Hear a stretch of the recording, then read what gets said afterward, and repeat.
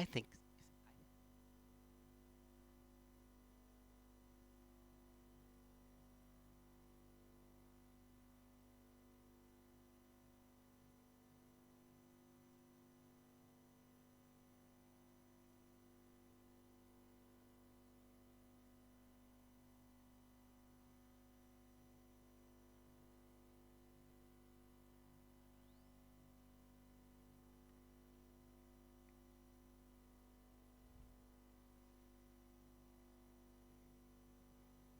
I should have had a screen, then I wouldn't need all this paper.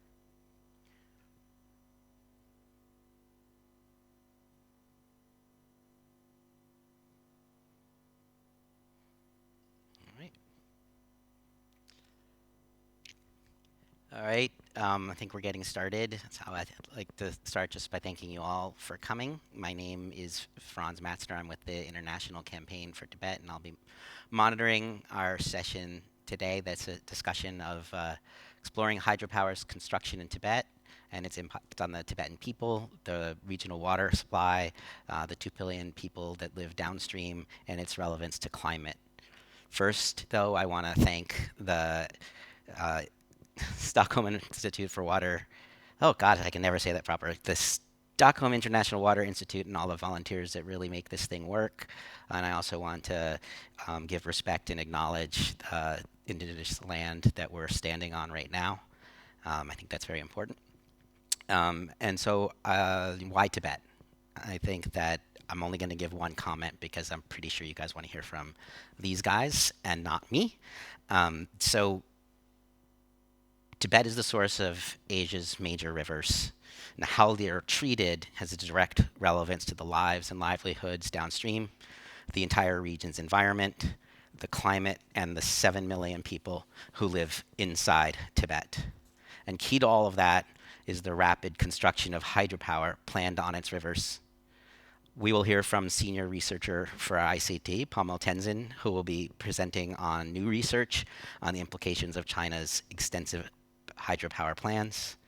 Dr. Charlotte Wagner, and is a senior scientist at the Stockholm Environment Institute, who will present on hydropower's relationship to climate change and alternative development models. And Dr. Wolfgang Schwanghart from the University of Potsdam, who will address short and long-term geologic and other impacts of dam building. And together we hope to elevate the importance of understanding the central function of Tibet and emphasize the need for and possibility of more just and climate-friendly alternatives. So to get ourselves started, I wanted to just begin with a warm-up question for everybody. And so from each of yours perspective, what is an aspect of hydropower that needs to be emphasized more, either in the context of Tibet, regionally, or more globally? And we'll just do a minute or two on for each, and we'll get out of there. I might start. Hi, everyone. It's a pleasure to be here. In terms of sort of a top-line message that I think is really key to emphasize at the beginning of this conversation is that any conversation around Asia's major rivers tends to primarily exclude Tibet. You never see it because it's a taboo topic for the Chinese. And so I think what we really want to emphasize here today is that you can't ignore where the rivers of Asia start, and that is at Tibet. Is it in Tibet? It's an occupied region. It's a territorial conflict. So, unless without acknowledging that political dynamic and confronting it, then you really can never find a sustainable solution to how the rivers are managed, for the upper riparian region, but also for downstream countries. So that's my key message. Yeah, thank you all for being here, and thank you for having me on this panel. I think the points that I would make, I've been involved in a lot of climate mitigation planning in different regions, and often we underestimate how cost-effective hydropower is because we don't really take into account what future water availability, climate change risks will mean for the actual availability seasonally as well as year to year of hydropower going forward. But if we don't take those things into account, then we're likely to overemphasize the benefits of hydropower over some of the costs, which are local, in the case of Tibet, local livelihoods. And so I think when we do invest in such large quantities in order to really kind of fuel the energy transition, we need to think really carefully about what actual viable options are. And not necessarily the most obvious option is always the one that is most climate resilient and best for the communities that are meant to benefit. Well, thank you also for having me here, and welcome everybody. It's a great pleasure to be a part of that panel. Well, thinking, let's say at a global level, about challenges of climate change, hydropower technology is an super important ingredient on the one hand side. However, at the same time, hydropower leads to an increasing loss, right, of free-flowing rivers. There has been just recently a study which showed that only 20% of the world's free-flowing river, or there are only 20% left of those that are at least 1,000 kilometers long and actually enter without being dammed into the ocean. We risk to lose these pristine ecosystems, and we particularly do so on the Tibetan plateau. The Tibetan plateau is unique, as is its ecosystems and its people, okay? And we have all reasons to preserve and protect these ecosystems and livelihoods. Thank you for those opening thoughts. It would be beginning with Palmo's presentation, and I'm actually going to step out of the way while we do that and come right back. Okay, thanks everyone. So I'll just get started with my presentation. It's a real pleasure to be here to speak to you about our International Campaign for Tibet report on hydropower dams in Tibet. This report is quite unprecedented in the sense that it is for the first time documenting the scale and the speed of hydropower expansion across Tibet. And since its release late last year, it has started an important conversation on what China is doing across the Tibetan Plateau and the impacts of these dams for the wider region downstream. And I think one other reason maybe some of you may be interested in this topic is because there's been a recent announcement that China has begun construction on the world's largest dam, known as Medo Dam in Tibetan, or Moto Dam in Chinese. And this dam will have an installed power capacity of 60 gigawatts, which is 3 times the size of the current largest dam in the world, and that's the Three Gorges Dam in China. So the scale is enormous, and the fact that it was recently announced is enormous, like it's a big deal.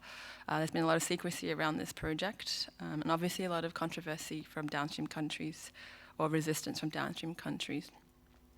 Now, just for some broader context, stepping back, the reason we created this report was because we have been monitoring hydropower dam news from inside Tibet over the last few years, and we noticed that there was something big and systematic happening.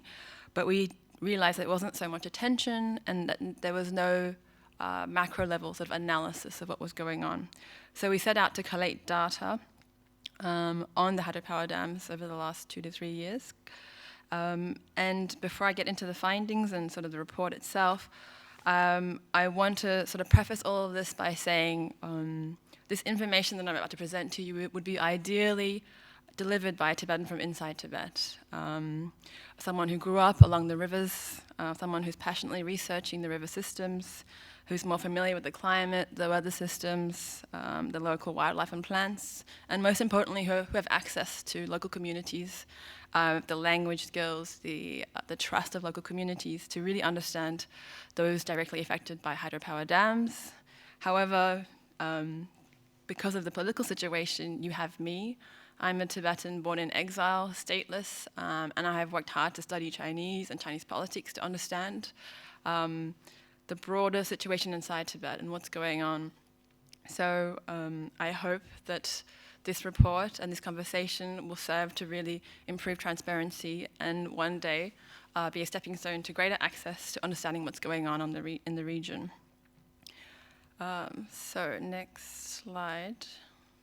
I'm clicking, okay. So just to get to quick definitions before I proceed to the findings. When I speak about Tibet, I'm referring to this region shaded in red. And because Tibet was invaded in 1950-51, the boundaries are contested. So just for ease, and so everybody understands what I'm speaking to Tibet in red, and this broadly aligns with the geographical mass that is the Tibetan Plateau. Now, why would you pursue hydropower development in Tibet? So Tibet is the target of hydropower generation because it is known often as Asia's water tower. It is the source of Asia's 6 major river systems, and up to 1.8 billion people rely on these waters. And these rivers, although they are fed by monsoon rains, they all start on the Tibetan Plateau and are fed by glacial and snowmelt. The rivers, of course, they fall from this high plateau region into the plains and then release a lot of kinetic energy. And so some have seen these rivers as ripe for hydropower extraction. And some have also described it as Asia's energy tower. Now, in terms of our research methodology and scope, we created a database of 193 hydropower dams built or planned since the year 2000, and this is only a sample set, so there are many more. We estimate up to 300, if not more. And then we set the starting point to be the year 2000, because that aligns with the launch of the Great Western Development Campaign, which is an infrastructure campaign designed to accelerate economic development. We've also set up the data set so that it then aligns with an interactive map that you yourself can play with and look at where the hydropower dams are, their status, and their size. So to the key findings. So as you can see from this graphic here, hydropower dam expansion is truly ambitious in its scope and scale. In scope, the sheer number is quite unbelievable when you see it on the map. As I mentioned, the report is based on 193 dams, but only 145 mapped here, because those are the only sites where we have geolocation data, and some are still in proposal stages. And when we look at the size of the dams, 80% of the dams are large or mega dams. And of course, this is like a theoretical sort of number. It's hard to grasp, and I think one way to help you understand what size, what energy is involved here is that if all 193 dams are completed, they will generate an energy capacity of 270 gigawatts, which is equivalent to Germany's energy generation capacity in 2022. So if you know roughly the population of Tibet and sort of the fact that Tibet is not a manufacturing center, there's obviously a huge excess of power being produced. And so it's not really for Tibetans. The goal is to turn Tibet into an energy exporter. And this falls under the West-East Power Transmission Project, also launched in the year 2000, but really accelerated with the development of these dams. And the goal is to initially export power to central and eastern China, and the long run is to export to Southeast Asia. And I want to add here, the scale is enormous and unprecedented, but the plan is broadly consistent with China's sort of affinity for mega engineering projects that seek to really symbolize and project state power. And it's also a reflection of this utilitarian view of nature, of man conquering nature.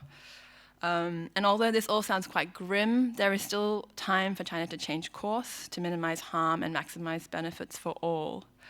The dams that we have correlated data on, we found that 59%, so 113 of these dams, are either in proposal or preparation stage. So there's still time to pause, to reassess the costs and benefits, and to change course. And what I want to emphasize here is there are indeed a lot of costs, and the largest and most immediate being the displacement of local communities. So when we look at our data set and we analyze census data and settlement data from satellite imaging, we estimate up to 1.2 million residents living nearby these dams could be dislocated from their homes, communities and livelihoods, and with that also is the sacred landscapes and the religious sites that will be damaged. So this is a little breakdown of relocations by river system. Now, turning to the benefits and costs, hydropower produces high and concentrated costs, which disproportionately fall on local communities, so primarily Tibetan communities in these regions. The benefits primarily accrue to local governments, energy companies, and urban energy end users. And you have to recognize that for urban energy end users, these are really marginal benefits because they're spread across the broader population. But for the local Tibetans, they are forcibly displaced from their traditional lands, from their homes, and then you see also a destruction of very unique, intangible, and tangible cultural heritage. The separation or severing the bonds that tie them to their land, to each other, to language, and to their cultural sites also can serve a broader political assimilation goal. And then on top of that, we have environmental and climate costs, which I won't get into now. I think Charlotte will detail that a little bit more. But I want to also emphasize that there are other costs to hydropower dams or risks. So while dams can manage flooding and control flooding, they are susceptible to earthquakes, landslides, and flash floods. And this is particularly in this region where it is seismic, so prone to earthquakes. And we saw this most recently in January 2025 with a 6.8 or 7.1 magnitude Dingyi earthquake in Tibet, which resulted in 5 dams being shut down because of damage. There were also several other incidents of earthquakes or landslides causing huge barrier lakes and flash flooding. Now I want to turn to something sort of tangible for everybody to sort of follow or understand more of the real impacts on the ground. So in February last year, we saw protests break out in Daegye County against Kamdo Dam, a planned dam that is going to generate 1.1 gigawatts of installed power. And what we saw was local communities protesting the dislocation and the destruction of ancient monasteries, of at least 6 monasteries, and if not up to 12, based on our data, and the destruction of murals, historic 14th century Buddhist murals in monasteries that survived the violence and destruction of both invasion and the Cultural Revolution. So these sites will be inundated with water, and they sit about 40 to 50 kilometers upstream from the planned dam site. And since this protest, there's been a crackdown, and at least 2 leaders from the local monastery, Yana Monastery, have been sentenced to prison terms of 3 to 5 years. And the one administrator of the monastery, Yana Monastery, Gombo, he was actually severely tortured in jail and is in hospital and was recently just released from the ICU, intensive care unit, because of the extreme torture that he received and sustained in prison. So the next slide I want to show is how you can analyze this particular dam site on our interactive map. So if we can press play on this video. And so up on the top right screen, top part of the right screen, sorry, you can type in Gangdo or Kamdo. And then what you do is you get directed to the hydropower site in blue there, and then you have all the details on your left panel there, Gangdo Dam in English and in Tibetan, and you can also find it in Chinese a bit further down. So we specify where the dam sits on the river system, in the Yangtze River, and the status. So it's currently in preparation, which means it's undergoing feasibility studies and environmental impact assessments. Then you can have a look at the landscape, the breakdown of sort of the general geography, and then we also estimate the impact, the populations impacted by the dam based on the size of the hydropower dam and local settlement areas. We also provide data on the cultural sites nearby, and this is of course not complete information, so this is always requires updating with new data. So I wanted to give you a quick picture of how to navigate our database and our interactive map. And next, I'll also highlight here, I'll close this box, and then you can have a play with the filters on the side, and you can have a look at the satellite imagery, And you can zoom in, and then you can navigate upstream, and you can find exactly where these protests broke out at Wombodo, in Dege, and Yena Monastery. So these are some of the smaller settlements upstream, but then further up, where we saw the protests, there are more housing and monasteries. So just here. And then a little bit further. So you can really see the impact of one dam reaches up to 50 kilometers upstream, and if not more, based on our sources with contacts in the region. So just here, this is Wompodo, and these other settlements. I think we can end the video there, and I'll move on to the next slide.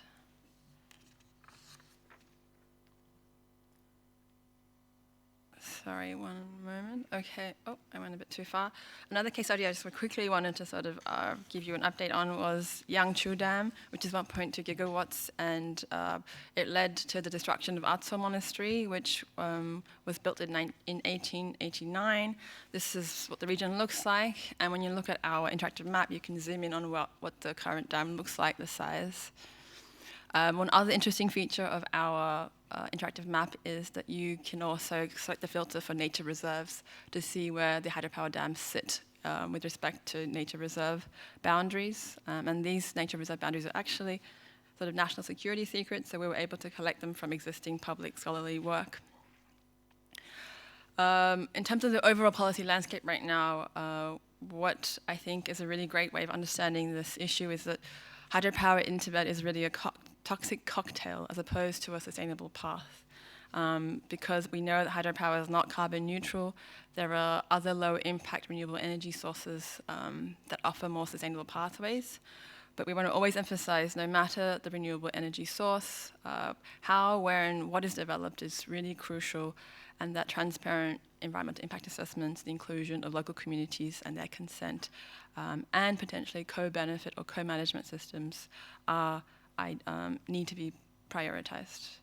And then finally, on our key takeaways, our report really recommends, first and foremost, cease all planning, proposing, and construction of hydropower dams. And this is not a pipe dream. This has been recommended by UN Special Rapporteurs on the right to healthy, clean environment, to adequate water, to adequate housing. Second, stop all possible displacement of communities. And third, the violation of rights of Tibetans is really a result of the occupation of Tibet. So no sustainable solution is really achievable without a political solution. So there needs to really be focus on re-engaging between the parties that are the Chinese government and representatives of the Dalai Lama to find a long-term solution to the territorial conflict in Tibet. And then I want to emphasize here, in the absence of an empowered civil society in China right now, because there was one about a decade ago, the international community really needs to step up in having a debate about the pros and cons of hydropower dam in Tibet. There's a real duty there because that space has vanished inside, or intentionally been removed and suppressed inside China. And then I want to emphasize for the last 2 points, as the upper riparian power right now, how China manages Tibet's rivers will set the standard for how transboundary water resources are managed in the region. So it's really important to get this right. And finally, although transboundary rivers carry conflict potential, particularly in this region, because it is a very volatile, hostile region due to historical conflicts, water is a less politically charged issue on which trust can be built. And any honest conversation on water and climate in the region has to include Tibet and Tibetans. Otherwise, it's not a meaningful conversation. Thank you. Thank you very much, Palmo.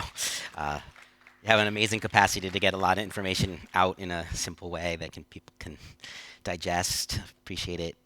So I actually have one follow-up question, which is really grows out of what's happened and the themes in the conference itself. And I've been here through the whole conference, and one of the dominant themes that I think keeps emerging is that climate and water are inseparable, right? To solve our water problems, you need to address climate issues and vice versa. So they're completely intertwined. And I think you already touched on this a little bit, but if you could maybe expand on it and reflect a little bit on the role of Tibet and its water system in that context. On climate and water. Yeah, and just this sort of growing theme here that you have to take the integration seriously. Yeah, I think I agree with that. Integrating water into the climate conversation, that's very important. And I think Tibet's a really interesting case and also a really important case to get right.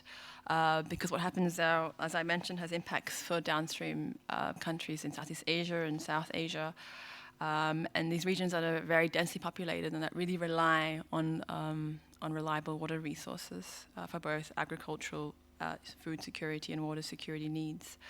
And so I think Tibet's a particularly useful and revealing case of where we're at in the conversation on climate change, what's happening, getting access to information in that region, because that's one of the biggest challenges, is getting information on what's happening. And because this information is intentionally suppressed because of the political conflict, but because also access to the region is difficult geographically, but politically. The other factor is the energy transition that's occurring in Tibet without consultation and consideration of the pros and cons and where they are falling and where they're being distributed.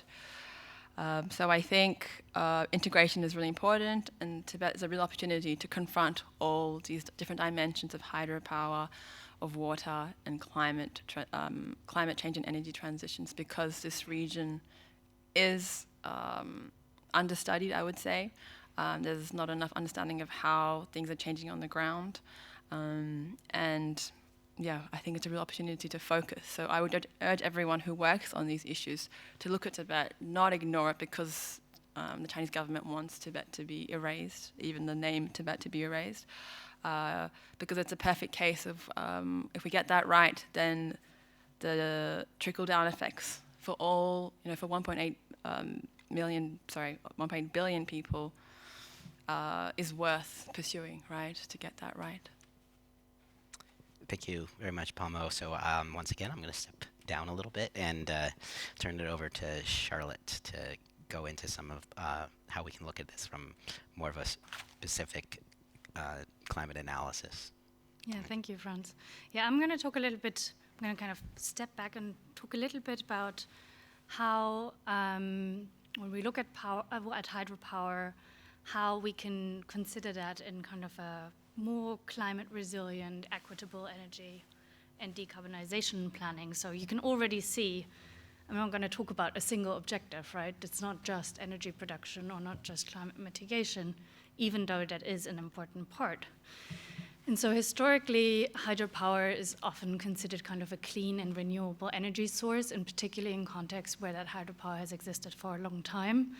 And in water-rich regions, what I've been seeing in my work, hydropower is often also a key component of decarbonization planning.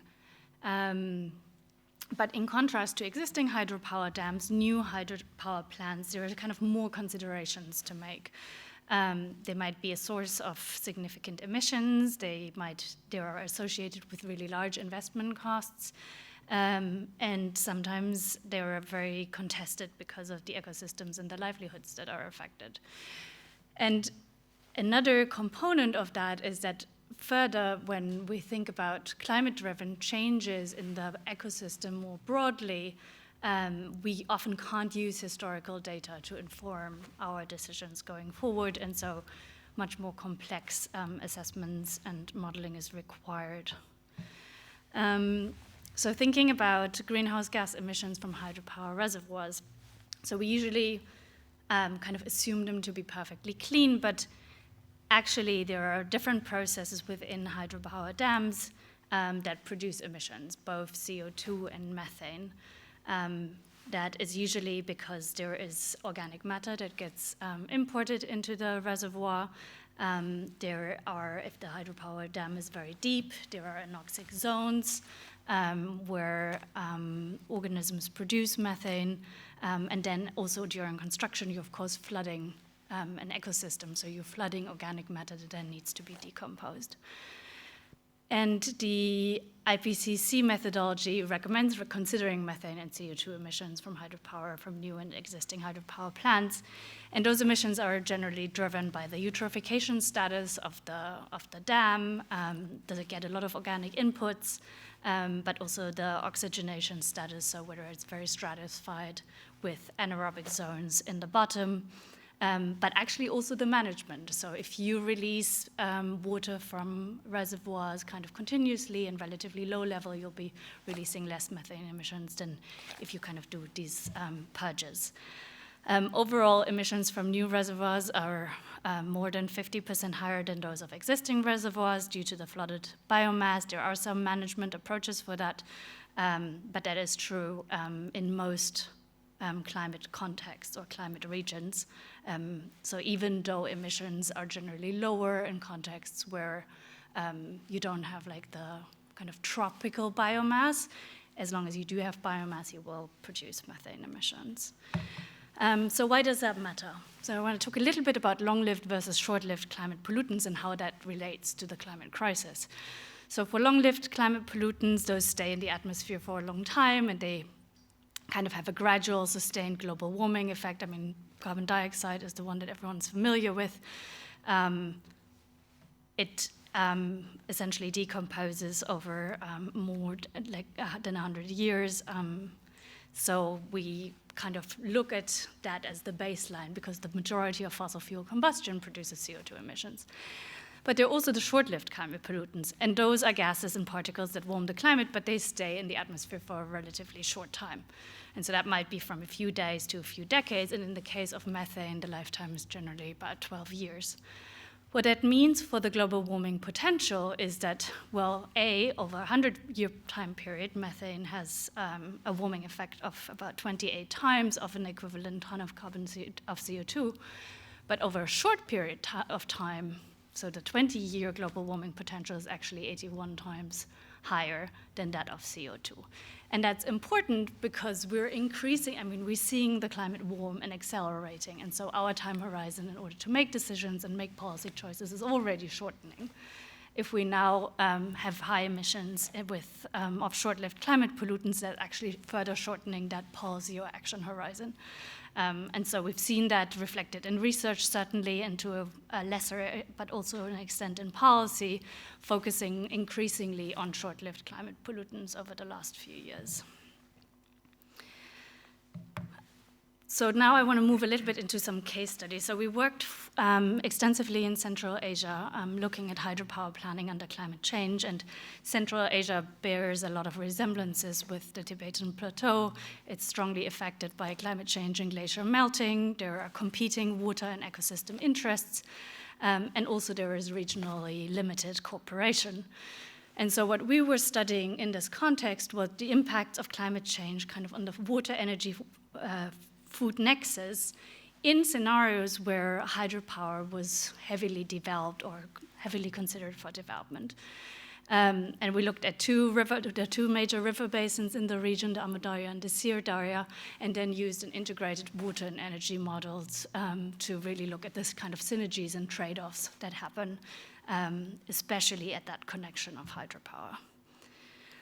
And what we found is that in terms of energy security, hydropower in the region is likely much more variable and unpredictable than indicated by historical data, making it much less suitable as a baseload energy source. So here on the right-hand side, you see modeled hydropower generation in black, kind of in the conventional energy modeling scenario where you look at historical data of hydropower generation, and then instead forcing the water system with different climate change scenarios and seeing how that propagates through the entire system. And you can see that the effects until 2030 are not so concerning maybe, but then you really see that difference as glacier melting accelerates, where you have these shortfalls and like kind of extreme precipitation events, both in terms of drought and extreme precipitation, drive a lot of interannual variability. Then regarding costs, we're finding that given that the investment costs are constant and large, that indicates that we have probably significantly higher costs per kilowatt hour than we would traditionally anticipate, or the kind of data that was used to first come up with these hydropower developments. And then finally, and actually interestingly, is that in terms of greenhouse gas emissions, if you do rely on an energy source that then becomes unreliable, you're much more likely to backfill it with fossil fuels, unless you have an alternative plan in place. So in this region, short of the climate mitigation efforts that might be undertaken, the likelihood of backfilling with coal power is actually really high, and so that also has important implications for greenhouse gas emissions beyond the reservoir itself. So kind of going from this more technocratic assessment, I want to also take a step back and kind of look at what having these global decarbonization goals means for local communities. And we've been working for a while on how the critical mineral expansion might affect local communities, which drives a lot of the electrification efforts and desires, especially in industrialized countries. And for this purpose, we reviewed over 6,000 peer-reviewed articles to really identify what are the key mechanisms by which these mining activities end up affecting local marginalized groups. And in some sense, the findings aren't that surprising, but I think it was really interesting to see how distributed they were and how little they depended on the particular mineral that was being mined, which is that key vulnerable groups that pop up over and over again were women, children, and indigenous communities. We did find some positive impacts on employment or economic benefits, as well as some mobility-related impacts that were considered positive. But over 95% of impacts on the local marginalized communities worsened conditions. Then important to note is that there's obviously the problem of compounded marginalization, where often in these communities, people are female and children and part of an indigenous community, so you see stronger effects in groups where that's the case. And then noteworthily, essentially, we looked at a lot of different impacts, hundreds of different impacts maybe even, but they were all mediated by some key mechanisms, key drivers that led to these differential effects on the marginalized communities, often via health, via the dependence on the particular food system. And so those are really areas where mitigation action can also be targeted in order to alleviate some of these impacts. So some key takeaways. Conventional assessments often underestimate hydropower's costs and risks while overstating benefits. And new hydropower developments are not inherently low carbon or strictly renewable energy sources, though they're often viewed as such. There are greenhouse gas emissions. Climate change undermines reliability and cost effectiveness by altering water flows. There's obviously competing and growing other water demands that also have to be met and that become more difficult to meet often. And then the water use for hydropower directly competes with those agricultural, municipal, and ecological needs. And when you don't really look at equitable governance of the ecosystem when developing any really major new mitigation action, then the likelihood that you place the burden of the impact on a faraway, local, already marginalized community is extremely high. And so that's really important to consider, especially when in northern countries we kind of think about, how could we achieve a net zero goal? If we're simply externalizing some of the impacts or shifting them away from climate mitigation to biodiversity, water pollution, etc., then we might not really be achieving the kind of environmental and sustainability goals that we're aiming for. Yeah, thank you. Thank you. So I had a couple of thoughts while you were explaining all of this, and I think one of them you've already sort of answered, which is, how do you assess the various competing interests, between land use and water demand, and if there's all these other factors that you're talking about that can be seen as externalities or other words that you could use. But if you could maybe in a couple other sentences kind of like distill that into like what are the key factors that we should in these planning like start with to build that, before we start building out these ever more complicated and therefore accurate or useful models, like where do you start with what are the key baselines? I think an important place to start is to think about what are ultimately the objectives that we're trying to optimize for. Are we just optimizing for climate mitigation? This is the only goal we have. Well, then maybe the answers are really simple. I mean, they might not be actionable necessarily in our current political climate, but there might be a single solution. But when we start incorporating other objectives and even just conceptualizing them, I think we often find that the answers become much more complex, at which point, in some cases, these more complex assessment tools and models come in because they do allow you to quantify and kind of really look at these feedback mechanisms and synergies. But a lot of it is also political, which you've talked extensively about, and I think sometimes as scientists we're in the illusion that our scientific evidence, if we just come up with a clear answer, will be translated into policy actions, and unfortunately that's often not the case. So recognizing that there are a lot of layers and decisions that happen between generating the evidence and then ultimately changing policy, I think is an important first step in trying to create policies that are more empowering for all the different levels of decision making, including local communities. So I know that Tibet specifically isn't, where you've been focused, but I'm curious if in that context and with your background, there are different management, possibilities that can, the way I think of it is, sort of stack benefits. So, the term co-management or integrated management comes up as a way to try to, in this case, maybe optimize for both as much energy as we can get without causing this while maintaining, traditional ways of life. So if you are able to, give some examples or some thoughts on what those possibilities look like that are, out there in the world right now. Yeah, I mean, Palmo kind of started out her presentation really looking at the number of total energy that was going to be or is going to be produced if all these hydropower plants are actually getting constructed. And I think that number is so huge, it's very difficult to just come up with alternative solutions. But I think what I talked about earlier with the actually probably larger costs per energy generation, I do think that you can find more optimal solutions that would allow you to probably reduce quite a lot of those developments. And I think in the local context, I mean, obviously there is high elevation on the Tibetan plateau, so agrivoltaics are one of the alternative renewable energy sources that you might consider that would allow continuous grazing and a continuous use of the livelihood ecosystem.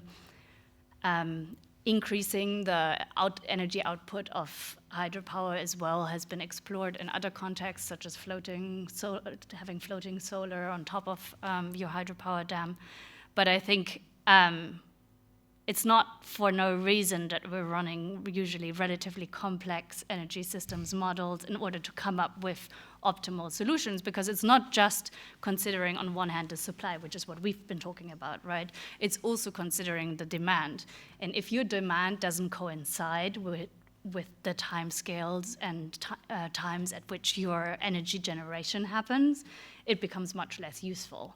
And so I think really considering those different aspects would allow us to arrive at a much better solution that was much more compatible. And I have a capacity to dive into energy policy longitude, so I was going to talk about efficiency and reducing demand as well. But I'm sure those are part of the equation that also need to be factored in if you're really going to optimize and maybe take some burden off of indigenous and other persecuted people. So with that, I would love to turn this over to Wolfgang. We can get some takeaways from that as well.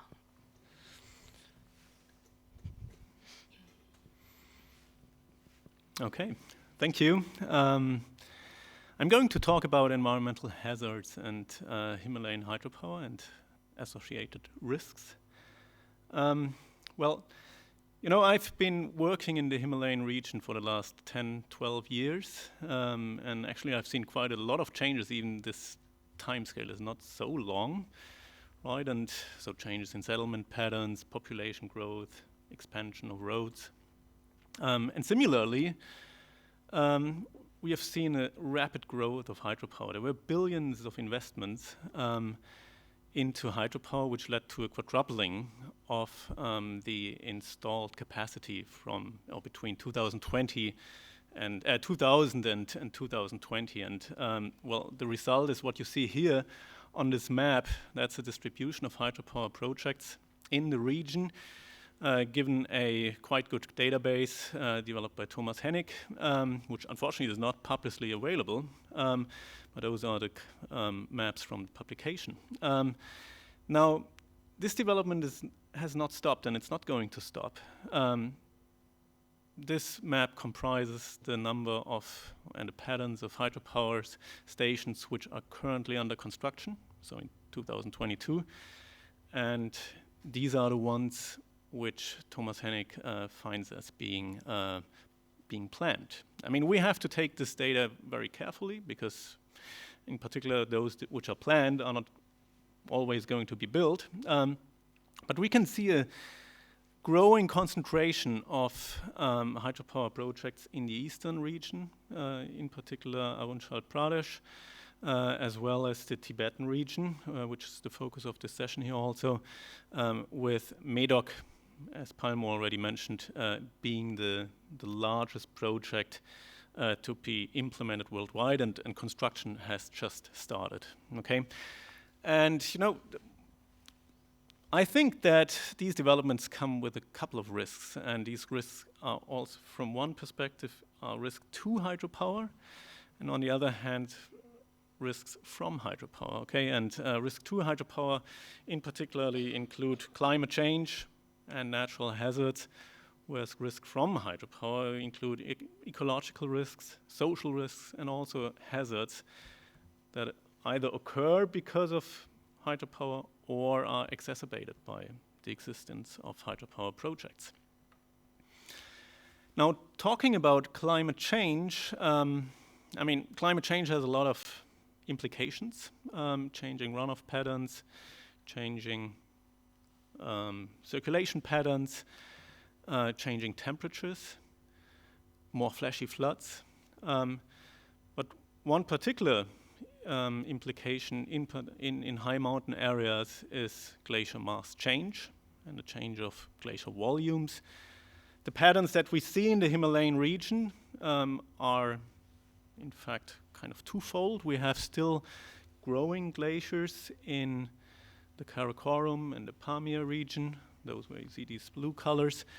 And at the same time, we have a sharp decline in glacial volume in those regions which are particularly influenced by the Asian monsoon, and which are marked here in red. So we have a loss in water equivalent per year of 70 centimeters per year. So this is quite a lot. Now this brings a couple of problems. Some of those were also mentioned before in one of the sessions that I just attended, peak water, 2050, perhaps we're gonna reach it by then. Another one is that, you know, retreating glaciers leave behind a void. They leave behind a void between the last position, which is marked by a terminal moraine, and, well, the retreat of the glacier snout then creates a void which is often filled by water. These ponds are called glacial lakes, and in the Himalayan region we have a couple of thousands of these lakes. And since they are dammed by relatively weak dams made of morainic material, unconsolidated material, they tend to break and send out glacial lake outburst floods. One example of these floods is shown here, or not yet shown here, but we can see the preceding situations. It's South Lonak Lake, which burst in 2023. You can see that in 2010, the glacier snout, or the glacier front, basically extended into the lake, but retreated by about 1 kilometer. So the entire lake is about 3 kilometers long. Here's a more close-up view. And, well, what happened then is that the debuttressing of the lateral moraine led to a moraine failure. So the moraine failed away over a distance of 500 meters, which created a displacement wave. The displacement wave overtopped the dam, the terminal moraine, and breached it. And so you can see, when I go back again, the massive lowering of the lake level, all of this water basically drained downwards, and then we had a situation 70 kilometers downstream. This is a dam along the Tista River, Chungtang Dam, belonging to Tista 3.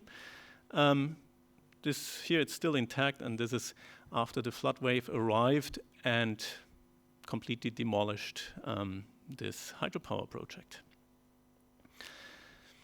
Himalayan earthquakes are another natural hazard that we need to consider.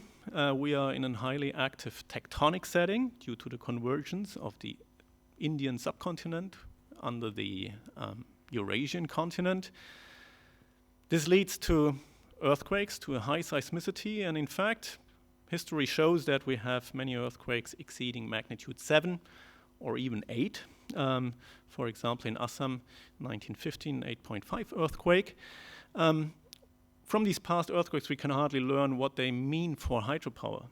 But the magnitude 7.8 earthquake in Nepal in 2015 gives a blueprint of that situation.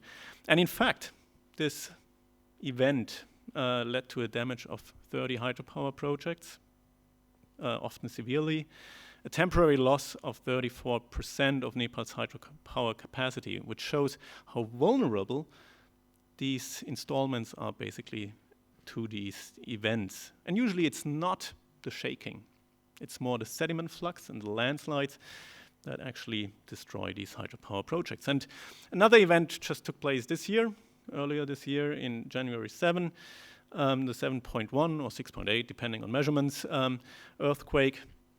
Here, at least 126 people were killed, more than 27,000 buildings were damaged. Cracks in hydropower dams were observed, and which actually then led to the evacuation of more than 1,500 residents due to immediate dam failure hazard. So we are in a region that is highly seismically active.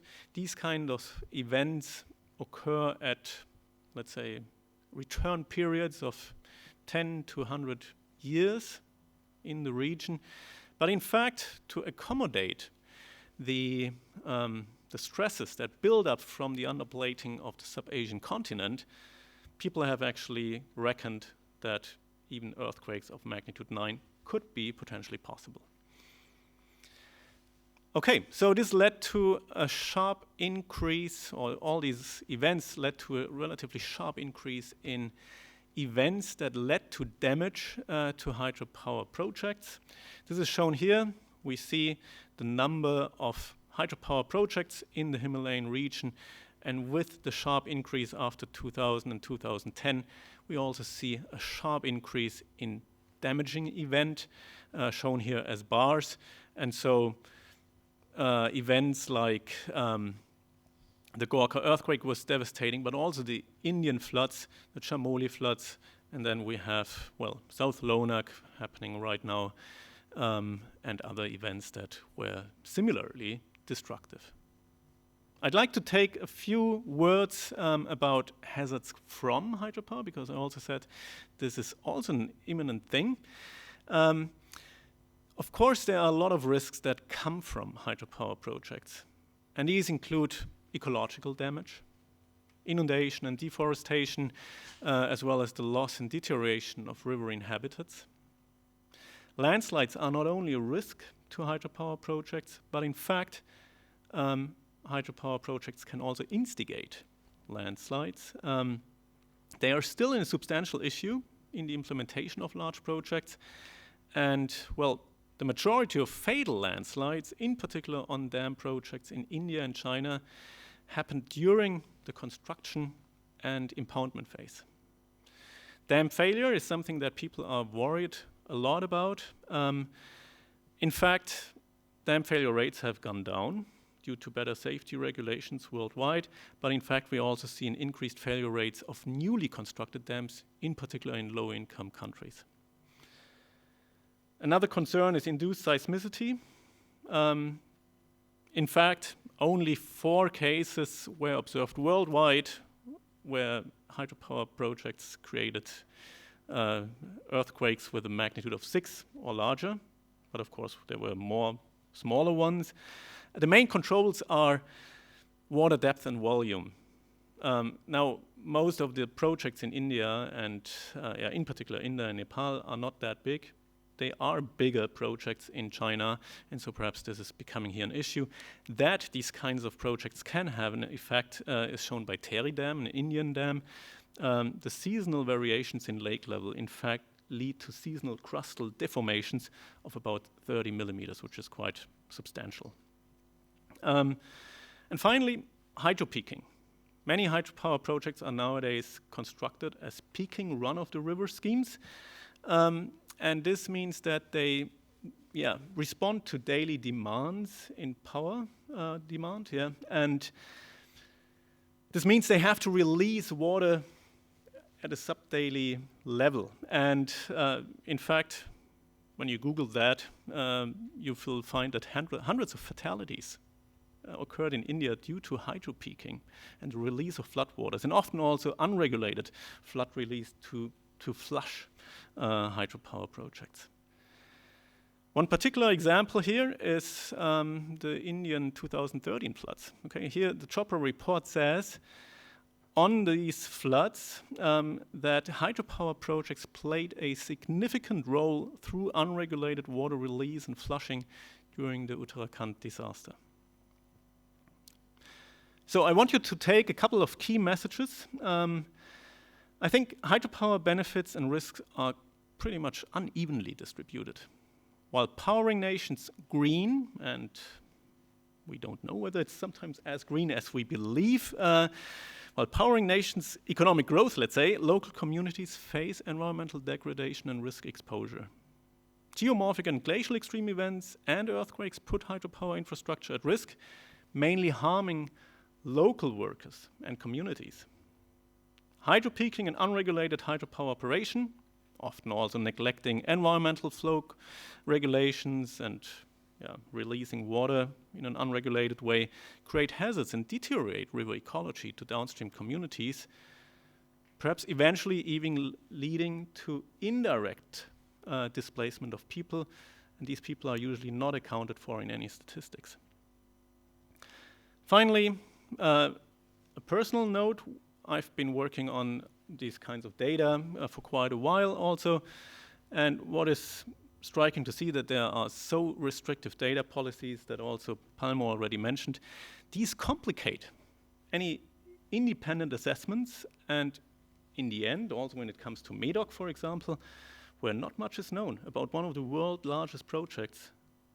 If this is not known to the other countries that are affected by that, and to communities, that undermines the trust into these projects. Thank you.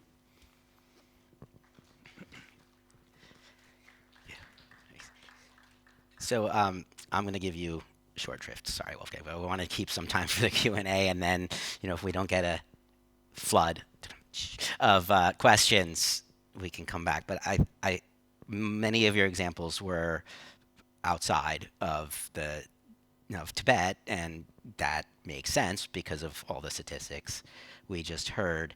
But if you could just give a minute on, looking at what you just talked about, what could we expect if this scale and systematic plan went forward? Is there like a huge difference between the potential effects or similarities? I think the problems will probably be the same. We see that a lot of hydropower projects built in Tibet have glacial lakes in their headwaters, and they are also located in seismically active regions. So we can actually expect the same. What is different is that the scale of the projects is usually different. China tends to build bigger projects, which might be less vulnerable to some of these events. But that is then counterbalanced by other, let's say, problems that these projects generate, like inundation, and simply the scale and the way how they influence the hydrology and sediment behavior of the rivers. Yeah. Could that influence other downstream issues, since that's been sort of a theme here, considering agricultural, access to water, and so therefore food supplies, because that, again, this integration that we've been talking about, Of course. I mean, a lot of communities will probably depend on fishery also, as well as perhaps on floodplain inundation to some degree. If that is all regulated, then downstream communities might have detriment effects. Yeah. Thank you. Thank you very much. So I think we actually have a good amount of time left for question and answer. We also want to, as we move into that, just keep in mind, and we have our wonderful help to keep track of their potentially online watchers who might want to jump in with some questions as well. So we'll try to balance everything out. So let's get started. So if people have any questions and want to, okay, great, somebody jumped in. Great. We have a roving mic, so we have somebody right up there in the front. There's one. Do you have the roving mic? Well, we need that. We need to give it to you.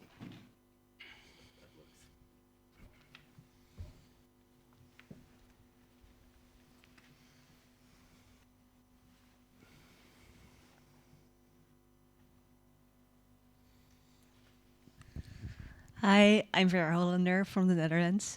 Thanks to all of you for the very interesting presentations. It was very insightful. I have a question for Charlotte. You've been working in Central Asia a lot. Are there examples there where like marginalized groups are actually included in the whole process around the hydropower? Yeah, I mean, we heard about the situation in Tibet, and of course it's very complicated, but I was wondering, like in Central Asia, like, yeah, do the marginalized groups play a role there, and if so, like how? Yeah. In a lot of the analyses that we have done, that has not necessarily been the center of attention because there are also a lot of government planning going on, and so it is top-down. But what is really interesting, and I think resembles a lot of these imbalances, power imbalances, is that in Central Asia, very similar to Tibet, you've got the upstream and the downstream that are very strongly dependent and have different objectives with the water that they want to use. Different from Tibet, the upstream countries do control the headwaters themselves, and so while the planning might not necessarily include all the voices that you would like to see in the planning, at least the nation state kind of has control over those headwaters, but that poses a lot of other different challenges. These are all ex-Soviet states, so the water releases used to be regulated centrally, which in this particular case usually meant releasing water for agriculture at agriculturally opportune moments. And de-emphasizing energy production historically. And now that's changing because the upstream countries do want to use that water for hydropower generation, and the downstream countries are kind of left to take the remainder at the season that might not be convenient at all. And so there is a lot of discussion about how that international cooperation in the region can be enhanced in order to accommodate all these different objectives, kind of going back to the idea, if you only look at one objective, you only get one answer, easy, but also really problematic long term. Yeah.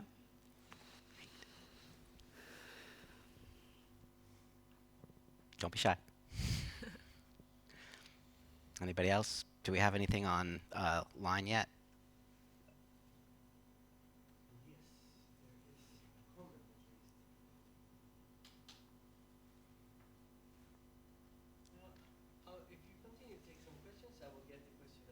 Great. Okay. Great. That is another. Yes. Thank you.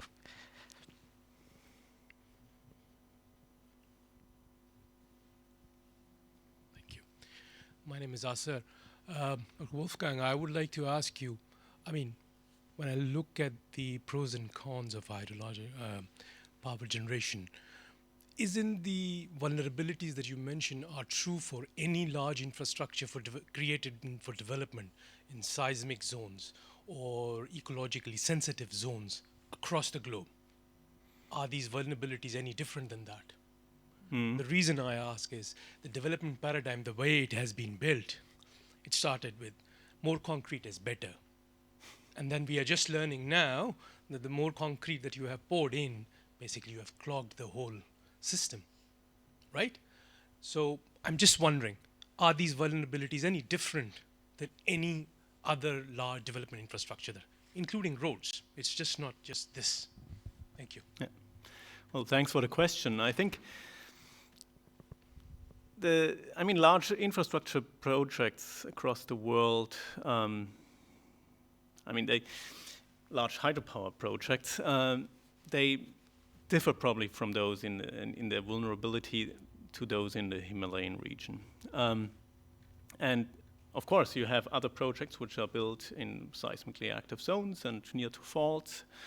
But this is the earthquakes usually are not the main issue. You can build those structures to be resilient against ground shaking.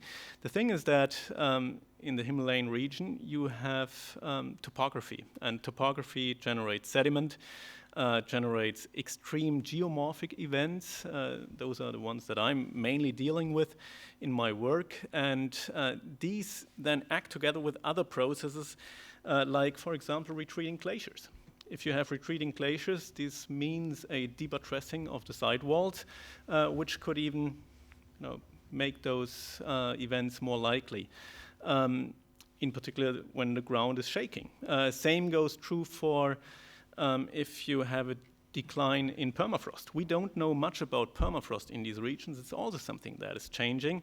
We know much about it in the Alps, and this has helped us a lot in predicting actually events like the Platten event right now, or Fluchthorn event, where you had basically mountain collapsing. The Chamoli event in India is probably due to similar processes, even though it's not so well known. There are no measurements of the ground conditions. And so that's why I think that in the end, the situation in these highly active mountains with a high topography, a lot of relief energy basically, can create situations that are not comparable to the similar situations, seismic situations on this Earth. Yeah. Well, I'm looking at the screen here. Thank you. Friends, can I maybe add a comment to that Please. question? I mean, I think it's a legitimate question, but I think with dams dams are distinct from other infrastructure projects in the sense that they are blocking essential nutrients that are needed for downstream populations, sedimentation, but also blocking the flow of water, right? So there are alternatives to hydropower that don't have the same environmental impacts. And I think overwhelmingly in the science, there is a recognition that dams cause very high environmental costs comparable to other renewable energy sources. And of course, every case is different based on the topography and the local area. But I think generally it's understood that the fact that you are choking up a river system that is not only blocking aquatic life, but soil and nutrients for downstream countries, the costs are much higher. So it's a different consideration. So I wouldn't equate hydropower with all other alternative renewable energy sources. And I'm just going to follow up myself is when you say the alternatives I assume you're speaking of things like solar and wind, which we can discuss as a climate emissions issue, but also some of the other topics we've talked about here, they may be easier to work into a more socially responsible version because they're more flexible. Is that I want to put words in your mouth, but we've talked a lot Yeah, since we I worked at mean, this together. Is that yeah? I mean, I'll add more, but there's just questions. So Yeah. We have just question over here. yeah, I just want to bring somebody in from online as well. It's a fairly similar question, so I'll do it quickly and see if you guys have anything to add to it. But it said, what are your views on the long-term operational sustainability of hydropower in Nepal, specifically from the same kind of perspective? And it said specifically since there's a lot of private sector investment. So I don't know if any of you want to just touch on that a little bit, and then we'll go back to the audience. Yeah, I can start on that. It seems like that might be a question that is directed at me. I think they're very similar to the issues that we're seeing in Central Asia and in Tibet, which is that we are, due to glacier melt and the kind of sustaining, I mean, for a long time, glacier melt has sustained the water flows in those systems, right? And sure, there is also monsoon and other rain events that contribute to the total water availability. But glaciers are really important in mediating those precipitation flows throughout the seasons. And that is going away. There is an acceleration of the glacier melting currently. They've already lost a substantial fraction of their total volume. And they are continuing, as Wolfgang was pointing out, they are continuing to lose that volume.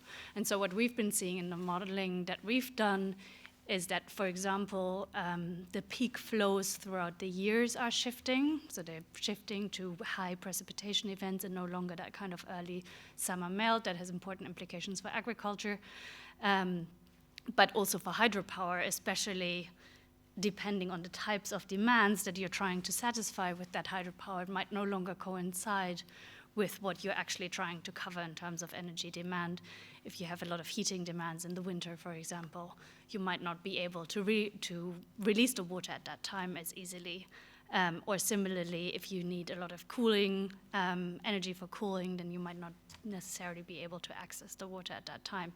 And then, of course, there's also the problem with having higher precipitation events that might force you to actually purge your hydropower dam at times that are not up to your choosing.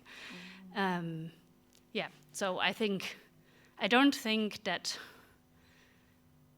hydropower has no longer a use as a result of climate change for energy production. But I do think that in contrast to what we've done historically, where we've just assumed that that water will continue to be available at the times that it's been historically available, is a false assumption and might make some other choices that have historically seemed less attractive, more attractive. And so that's I think, really important. Great. I think I saw.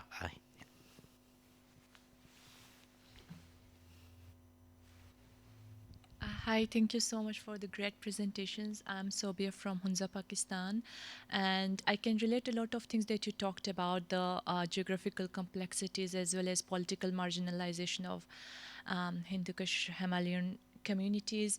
So I'm just keen to know, because even a small landslide could trigger or could damage hydropower facilities or infrastructure. So do you have any example, like considering the ongoing climate calamities, do you have any successful example where there's a climate resilient hydropower infrastructure with a good support from the government that you think should be replicated to other regions of Himalayan Hindu Kush? That's a fairly difficult question. I think I don't have such an example where this would have been done successfully. I mean, what I've seen is that, also going to that question before, that, I mean, which river system has not seen recently a big flood, a big event, which then caused landslides to happen and so on? And it's always, or very often, destroyed infrastructure. Structurally mitigating this is something that I think is probably very challenging. I'm not an engineer, so I would like to know what engineers think about that, how to protect the penstocks and everything that is often hit by simple rockfall and so forth. Fortunately, I don't have a good answer to that. And I guess I don't have an answer to it either. But I guess some other things that I've come across in my work, I think, are developing hydropower, for example, that doesn't just serve one purpose, right? That can be used as pump storage, and that can be used for hydropower, and that can be used as a reservoir that is mediating flows throughout the season, and then can be used for agriculture. So when we do have these major infrastructure projects, we're actually thinking about, well, what do the different communities that depend on that plant for hydropower, as well as for ecosystem services, as well as for agricultural services, as well as for drinking water, etc. How can they all be satisfied in a more optimal way? In the Tajikistan-Kyrgyzstan region, there have also been a lot of run-of-river developments. So that is another option, though it does pose some of those structural problems that you have raised. Having these smaller plants doesn't interrupt the ecological flow, but you also can't use them when you want. They're dependent on the seasonal water flows, and they're often much smaller and hence more susceptible to structural damage. I just want to also see if Palmo wants to add anything from within the Tibetan context of what does it mean to be a successful project, right? It's not necessarily only about the engineering. Okay. I think for Tibet, I would say Tibetans aren't necessarily against hydropower. Like everywhere in the world, there are infrastructure developments, advances in energy technologies, and so they're not against it. It's just more that they're informed, they are consulted, they get to read and access the environmental impact assessments, and they are able to make a decision about how the benefits and costs are distributed, so that they aren't carrying the largest burden while the benefits accrue to vested interests, energy companies, and urban or manufacturing centers. So I think an ideal situation is some form of better communication, information, and consultation, and then access to compensation, and then decision-making on where they're relocated, right? And how do they benefit from this enormous energy that is going to China's manufacturing and urban centers. And I think part of this broader conversation that we're having right now is very much about how economically viable are hydropower dams. And you can already tell with the monsoon season this year that it's been a really heavy and very early monsoon season, and it's causing a lot of destruction. And so you're seeing that this erratic changes in rainfall are also affecting the viability of hydropower dams, in the sense causing a lot of damage but uneven rainfall. And then equally at the same time in China, on some of these dams in Tibetan areas, in Sichuan, they had issues last year where there wasn't enough rainfall. There was almost like a drought, and so they had to turn off the turbines, and they had to stagger electricity supply in Sichuan, in Chengdu. So you see here that's already, this economic decision seems quite, not so rigorous, or has not taken into account these changes in the weather systems. And so I think when you're looking at hydropower in Tibet and across the region, the cost-benefit analysis has to change now. It has to respond to the changing realities in our climate system. And so I think everyone has to reconsider hydropower. It's definitely not necessarily green, but maybe it's not economically as desirable as the energy power companies sell them to be. Please.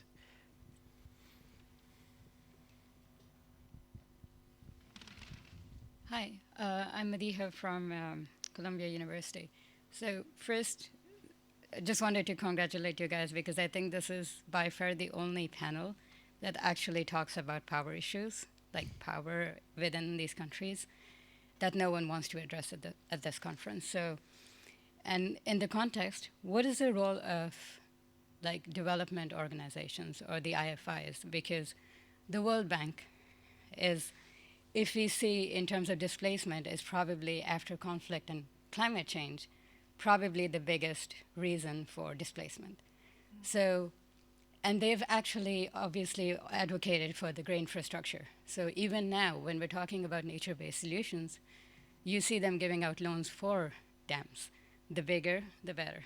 So how do you make them accountable? Because I'm going to ask another question is, we're fighting about loss and damage. If you go to Nepal, you go to Pakistan, that's the answer you give to the people. Oh, there's a loss and damage fund, the money will come, you will get their houses. Who is running the loss and damage fund? It is the World Bank again. So here's like maybe the next, kind of thinking around like, how do you make people accountable who've done this damage? How do you fight the power boundaries?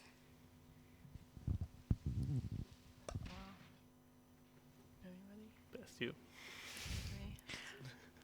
That's all you, That's Palmo. a really big question. And I don't think I have the expertise to really answer, but I think, ideally that kind of conversation is what happens next, right? First we have this conversation to understand what's going on, all the different factors and dimensions to hydropower in the region, to change, like climate change challenges, especially to do with rainfall and monsoon seasons causing enormous damage to the landscape, and also for development projects such that the fact that hydropower has been promoted in the past. And the conversation has been shifting and has been slow to really be implemented, but it is shifting. And so now, I have to admit that I'm out of my depth in this, but I would love to have a conversation after about, how do we take this conversation to the next step and get deeper into that, into the many questions that you raised, which I think speak to really like the individuals, the people who are affected on the ground that aren't, in places like this.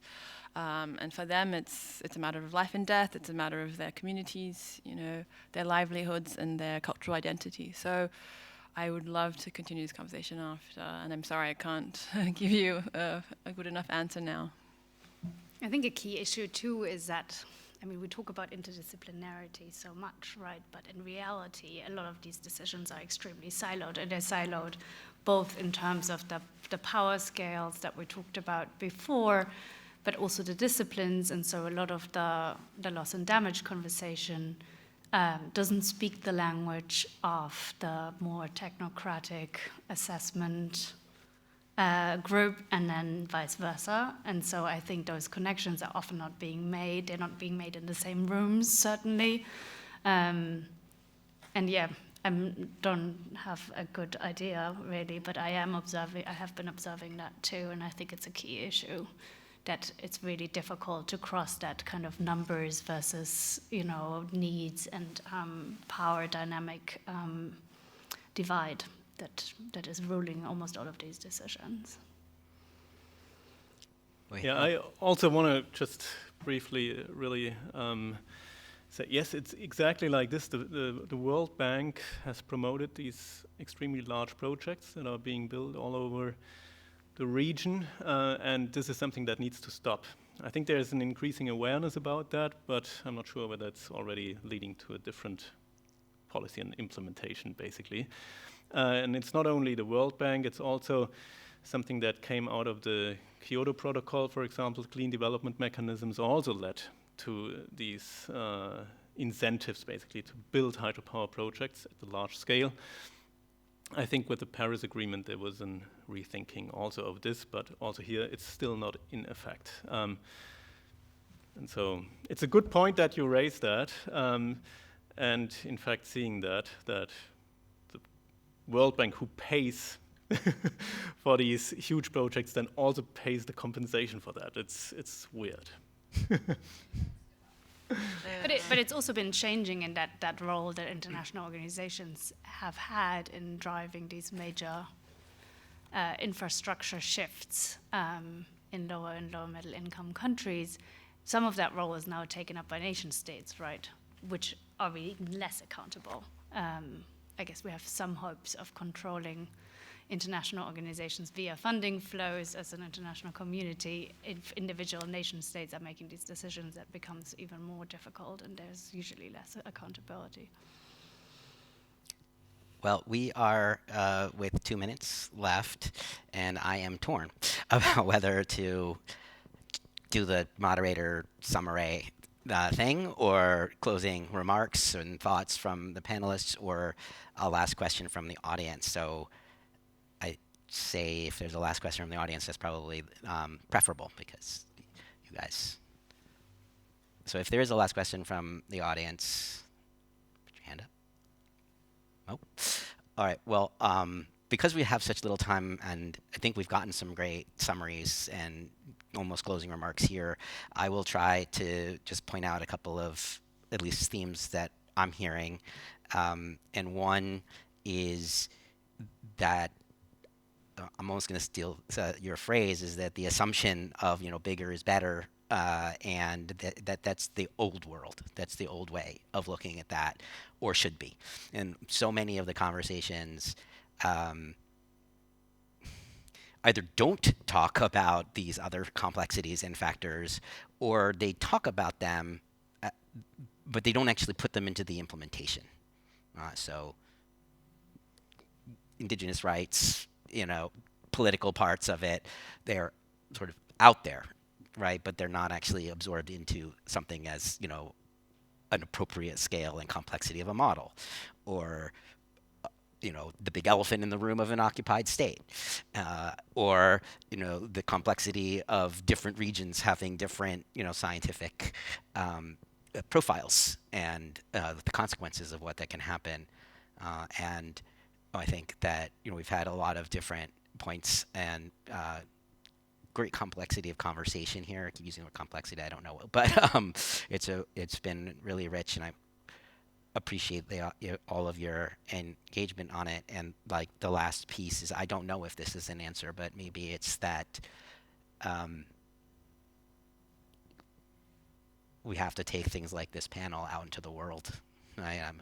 Thank you for the compliment, but there have been other wonderful panels here, but they have to do the same thing, and that's always said as well. We have to take it out into the world past the conference room, and that sometimes just turns into another conference room to talk about taking it outside the conference room. So I think that's incumbent on everybody in their own world and space that they work in.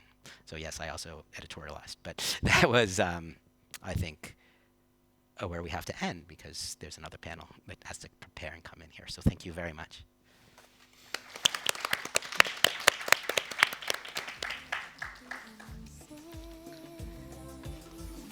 We talked about the need to listen in your little room, and then we mentioned all the could be. We got bored by hugs and kisses, and all our promises and would be. We shared a little taste of loneliness in your little room. We shared a little taste of loneliness. We talked about the need to listen. We shared a little taste of loneliness in your little room. We shared a little taste of loneliness. The world feels so complete. There is everything in your little room. Everything we need. Feel so complete. Then we talked about the need to listen.